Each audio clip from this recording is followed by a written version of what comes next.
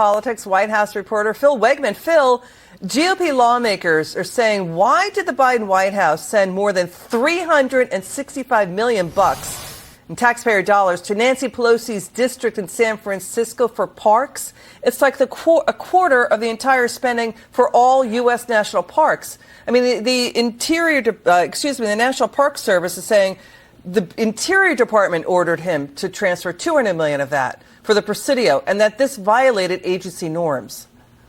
Yeah, and these numbers are staggering. It's difficult to give Representative Pelosi the benefit of the doubt when you're talking about hundreds of millions of dollars here for her district at the expense of others.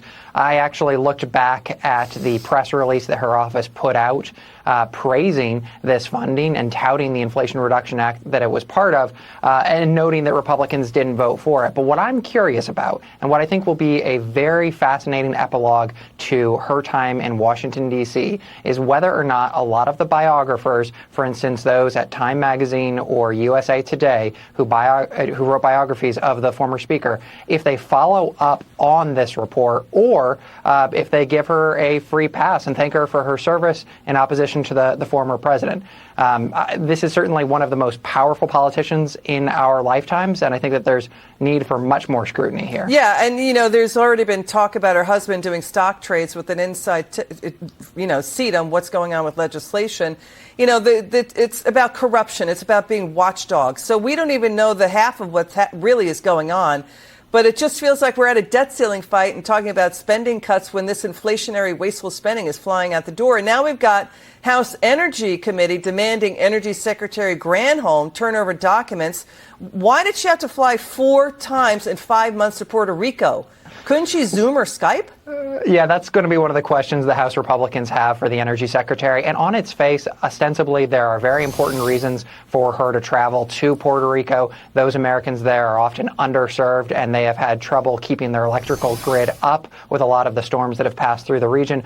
But House Republicans are going to wonder, why did you have to travel 4 times to a vacation destination? Why couldn't you pick up the phone or even Zoom? Why was this so important? And especially after what we saw from Transportation Secretary Pete Buttigieg and the controversy over his travel, House Republicans, they're not going to look the other way when it comes to this potential controversy. Yeah, the Transportation Inspector General is now auditing Secretary Buttigieg's extensive use of private jets as he's, talking about we ought to pay to fight climate change. And he's taken at least 18 flights since 2021. So that's on basically on taxpayer-funded jets. So we also have this new Republican bill introduced last month led by Congresswoman Monica de la Cruz. She's saying Homeland Security Secretary Mayorkas is also making a lot of use of private jets, that he should fly commercial and coach until he comes up with a plan to fully secure the border. It's called the Mayorkas Must Fly Coach Until We Secure the Border Act.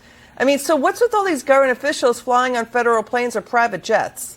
Well, certainly the Biden administration isn't the first White House that has had to deal with these types of headaches. Hopefully they will be the last, though, because this is the sort of thing that erodes trust in institutions. If you have to hop on a private plane or a government jet to go meet a crisis in the middle of the night, I don't think any citizen anywhere is going to think twice about that. But if you have example after example, with with the Transportation Secretary, for instance, traveling private, I think that frustrates people. And then with regards to the DHS secretary, I think a lot of constituents out there are going to say, wait a minute, it doesn't seem to me that you are meeting the chief obligation of your job. Why is it that you get such a fancy perk? Got it. Phil Wegmann, come back soon. It's good to see you. Thank you. Now, this story